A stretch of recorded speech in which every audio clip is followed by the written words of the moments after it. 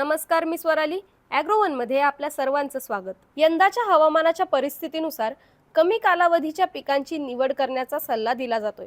अशा परिस्थितीत कमी कालावधीसोबत कमी पाण्यात येणाऱ्या आणि विशेषतः कमी खत लागणाऱ्या भरड धान्याची लागवड फायदेशीर राहू शकते. त्यातल्या त्यात त्यांना बाजारात मागणी सुद्धा वाढू लागली. पण भरड धान्य म्हणजे नेमकी कोणती पिकं आणि जमिनीनुसार त्याची निवड कशी करायची हे जाणून घेण्यासाठी व्हिडिओ शेवटपर्यंत नक्की बघा. सुरुवातीला आपण भरड धान्य म्हणजे नेमकी कोणती पिकं ते समजून घेऊ.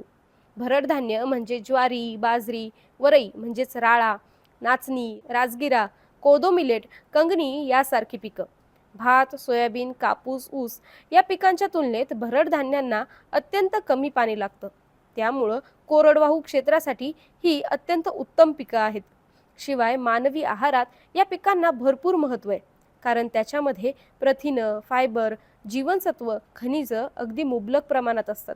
आता तुम्ही म्हणाल ते किती पोषक आहे याचं काय करायचं?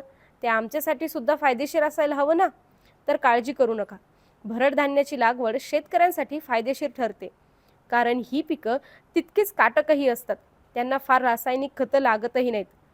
महागडी कीटकनाशकं आणि बुरशीनाशकही लागत नाहीत, कारण ते कीड आणि रोगांना सहज तोंड देतात.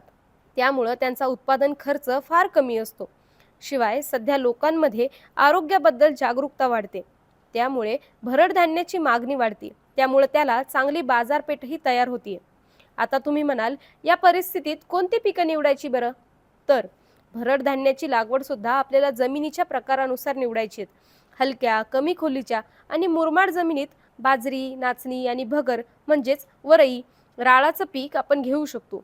बाजरी हे मुळातच कमी पाण्यात येणारं पीक, तर नाचणी हे डोंगर उताराच्या हलक्या आणि वरकस जमिनीतही चांगलं तग धरतं.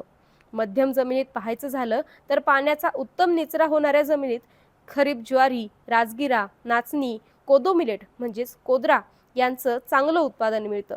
तर भारी जमिनीत ज्वारीचं पीक फायदेशीर राहू शकतं. हे पीक फायदेशीर असलं, बाजारपेठ असली तरी या पिकांच्या विक्रीसाठी शेतकऱ्यांना स्वतः त्याचं सॉर्टिंग, ग्रेडिंग आणि पॅकेजिंग करून त्याची बाजारपेठ शोधायची आहे, आणि ही त्याची आव्हानं आहेत.